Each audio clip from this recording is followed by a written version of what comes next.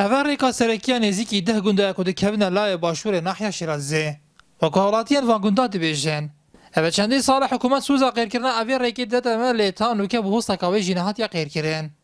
لهاوینه توزا و زبستان جی هریو تقنه و هنجمه مالن خوش بر اول ریکی جی گوندی برینه.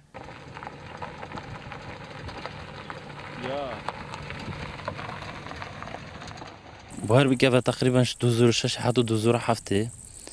امید في حالتي دو حتى في كسب الشارع انا هاتيه واسئك شوان شخص مش انا شي مولوخ بما قندي جبر في شارعي ناس يارا بمثلي نا وضع ما يخش شارع بخوي نخوشش زستان جي نخوش وهوفين جي كاس نشد بيت البرد توز مبخود سياسه تو نسوي شارعي شارع مانين الحق خد تصنع سيجور دي مگه چکن هشت شارع بيديور شديون چند ناحيه قومي محافظه حرم سيمان وكان الحكومه جا حكومه بيديور جو بيا برنامج شورا دين تصوير كان ميدم شورا شي كان مگه ما دي بيچي دي بن ولا برنامج روبي ما پوران دي شورا شي درباره گازنده خلکی لسروی ریکی ریبر ناحیه شیرازه وها دبیجه. دو ودیندن بوی ریکانه چکن کو ریکا 7-8 گنده کانه سرکانی دست بکتن حتی گنده هلورا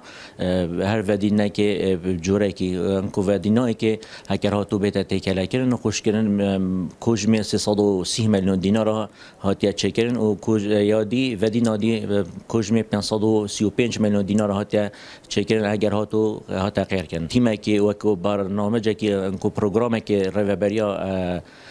سخبری ریکا ام داخل جد کن هر سال با تیمی که آلیات فرد کتابی و تایبتی وانگونده و افصال جمل برم جدول که خشته که داوی بزیترین وقت دینوی و در ریکاوانا سخبر کن.